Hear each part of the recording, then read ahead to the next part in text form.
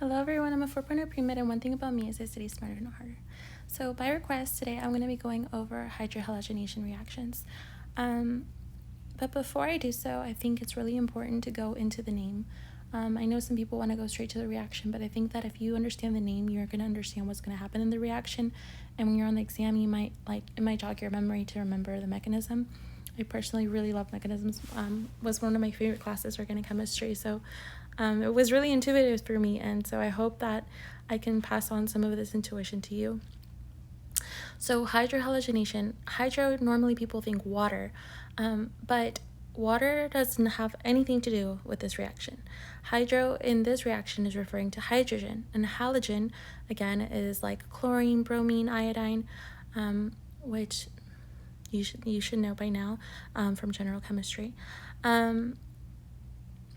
So yeah, one more thing before I begin this reaction that I think that you're supposed to know is this follows Markovnikov. I hope I'm saying that right. I think it's a Russian name. Sorry for not knowing. But I'm going to sometimes say Mark, but know that the actual scientist is Markovnikov. It's hard for me to pronounce. So let's talk about that. So what Mark said pretty much is that hydrogen is going to go with his homie. I know that's so cheesy, but that's a mnemonic that I made for myself when I was taking the class that always helped me know that the hydrogen is going to go to the side with the most hydrogens. And that's not all reactions, but it is in this reaction.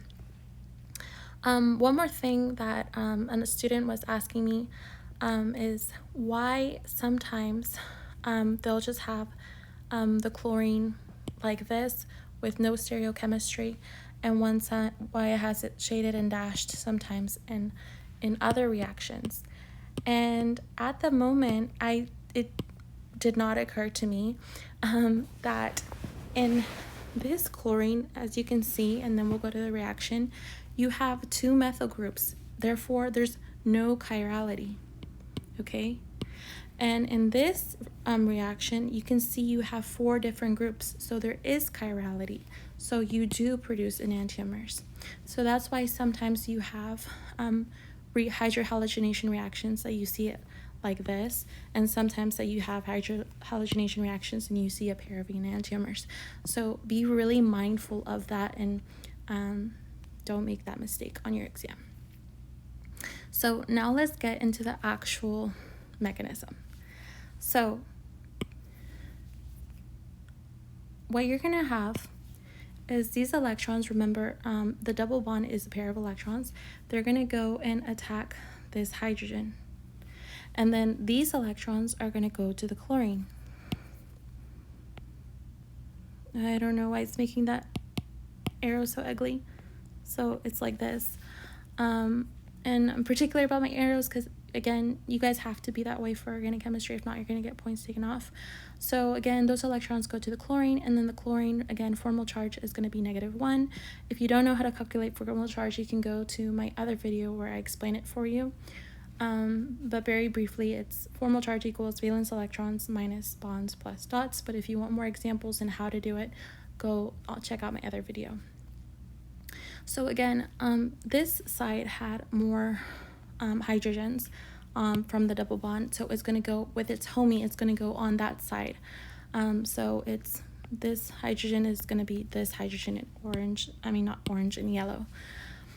So now you form a tertiary carbocations. So this chlorine over here is going to go and attack, and then it's going to add on. But like I said in the beginning, there's 2 methyl groups, so it's achiral. So now going to this next reaction, I'm going to show you where you can form an actual pair of enantiomers. So again, these double bond is going to go and attack this hydrogen, which is then these electrons are going to go to the chlorine. Again, you're going to form a carbocation, and then these electrons from the chlorine, again, it became negative because the formal charge is going to go and attack the carbocation. But remember, it can attack from the front or it can attack from the back, which is why you form this pair of enantiomers.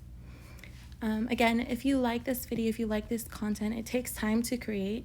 So please like, share, comment.